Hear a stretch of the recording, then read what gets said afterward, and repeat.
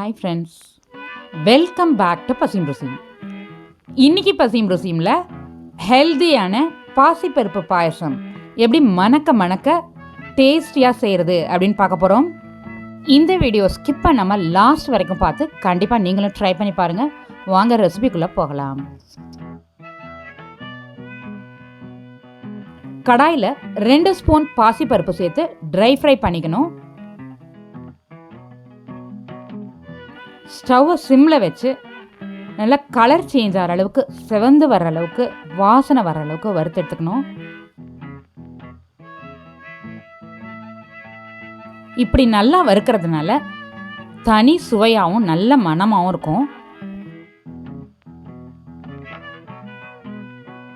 இந்த அளவுக்கு சவக்க வறுத்துட்டு இதை ஒரு பிளேட்டில் ஆற விட்டுக்கலாம்.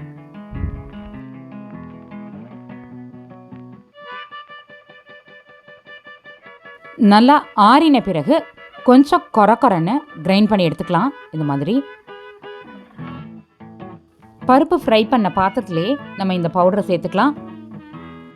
கூடவே 5 கப் தண்ணி சேர்த்து நல்லா மிக்ஸ் பண்ணி விட்டுட்டு அதுக்கு பிறகு ஸ்டவ் ஆன் பண்ணி நம்ம பாயில் பண்ணிக்கலாம்.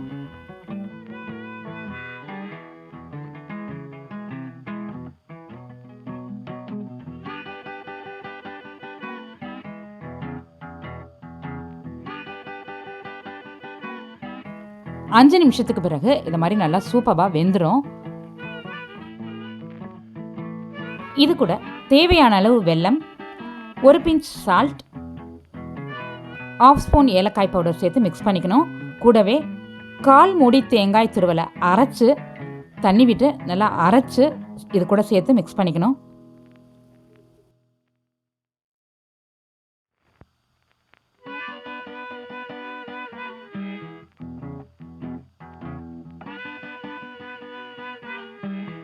இந்த மாதிரி கன்சிஸ்டன்சியில் இருக்கணும். தேங்காய் சேர்த்த பிறகு இதை விட கொஞ்சம் திக்காக இருந்ததுன்னா கொஞ்சம் தண்ணி சேர்த்துக்கலாம், சேர்த்து கொதிக்க விடலாம். இப்போ தேங்காய் கொதிக்கட்டும், நம்ம நட்ஸ் ஃப்ரை பண்ணிட்டு வரலாம். முந்திரி பருப்பு, வெள்ளரி விதை ரெண்டும் சேர்த்து ஃப்ரை பண்ணுறேன். நீங்கள் இது கூட பாதாம், பிஸ்தா, ட்ரை கிரேப்ஸ் எது வேணாலும் சேர்த்துக்கலாம். பாயசத்தில் சேர்த்துக்கலாம். பாயசமும் நல்லா கொதிச்சிச்சு, ஸ்டவ் ஆஃப் பண்ணிடலாம். இந்த வெள்ளரி விதை சேர்க்கறதுனால ரொம்ப சாப்பிடும்போது டேஸ்டியாகவும் இருக்கும். வாயில் வந்து அங்கங்கே கடிப்படும், கிரன்ச்சியாக சூப்பராக இருக்கும். கண்டிப்பாக இதை போட்டு செய்யுங்க. நீங்கள் சூப்பரான ஹெல்தியான பாசிப்பருப்பு பாயசம் ரெடி.